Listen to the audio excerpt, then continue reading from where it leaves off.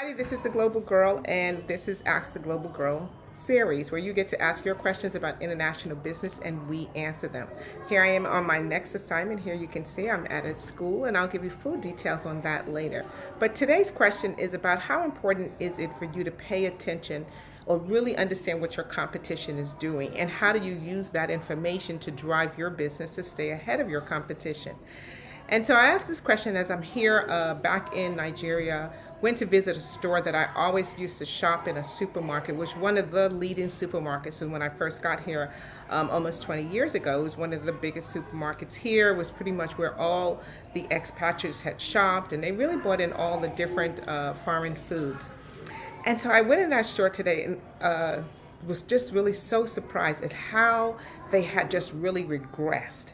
So not even that they were even stagnant, but their business had just really regressed in terms of the lack of inventory, lack of technology, lack of just ability to serve their customers. And I look at that and I wonder, how did that happen, and how did they not see that that was happening?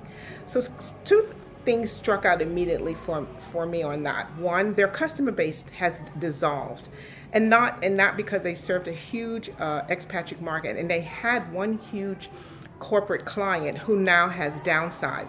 So my question to them is, what were they thinking? What were they thinking about when they got that notice that those people were leaving? Were they not looking at their sales on a monthly basis and recognizing that they were starting to decrease?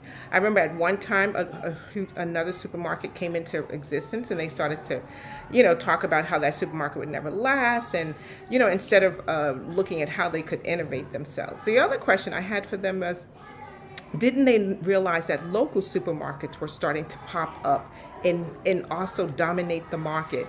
And so these were supermarkets that were in place with them a long time ago, but all of a sudden was gaining traction. They were having larger inventories. They were having a lot more variety.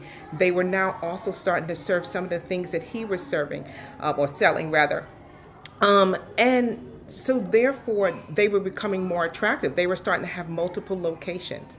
But in all of that, he did nothing. And how many times do we see things happening in our business and we think, oh, this is a fad, the competition is doing this, and it's not really important? He focused only on one competitor and didn't pay attention to all the other ones that are around him that were springing up so fast that it overtook his business.